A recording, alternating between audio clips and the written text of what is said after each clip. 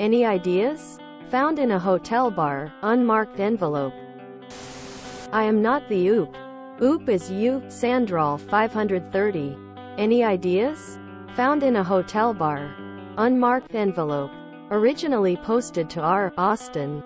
Original post August 31st, 2023. Picture of the invitation. Text of the invitation.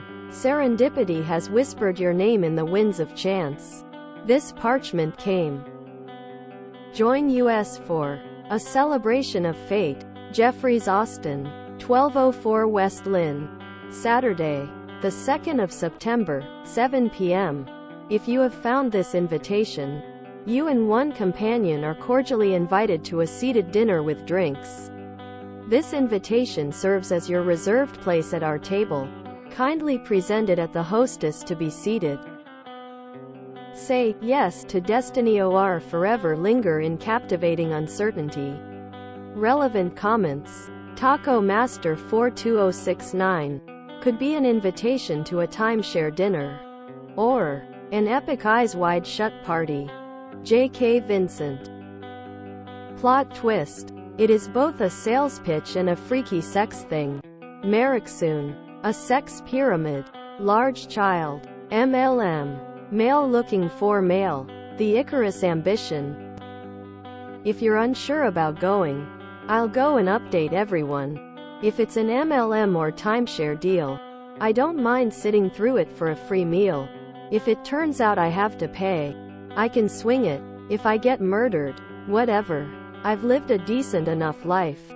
Let me know if you want to give up the physical invitation. Assuming you need it to get in. You, Sandral 530 offer stands lol. G0B smack. This the Reddit hero we need. Somebody has to go. It would be a shame not to find out. Luxmisa. This seems like the opening of a horror movie. Like the host has a series of elaborate and poetic murders planned. ADNYC. The Rainy Street Ripper is getting really creative with their advertising. Update September 3rd, 2023. Well, Reddit. It is with great pleasure that I provide an update to this post. The winds of destiny smiled upon us last evening as no murder, sex parties or MLM schemes visited us Saturday night.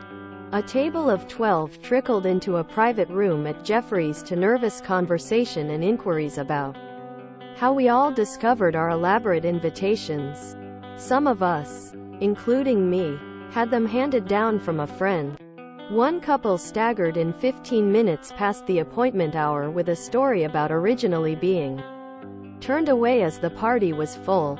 I can only surmise that the original host may be backed out last minute, opening up the additional 2 seats. As others have pointed out, more invitations were scattered around town than available seats, and some were turned away with an offer of a gift card, and that they would find out more at a later date.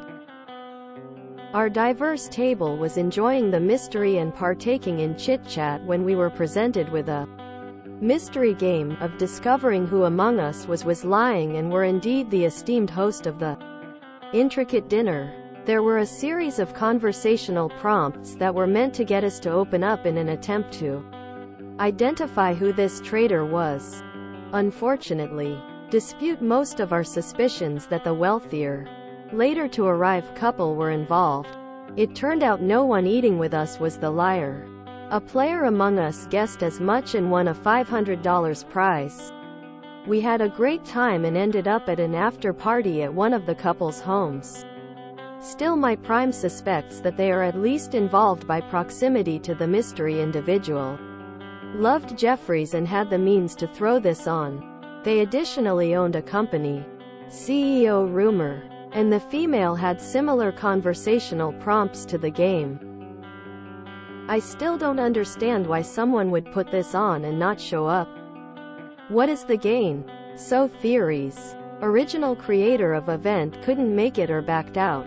Why the last couple was only allowed to enter after the dinner was underway and were originally told the room was full. This was meant to just be for fun. There will be some type of marketing that comes out of this. but no disclosures were signed, so host was present and didn't reveal themselves when it became too obvious.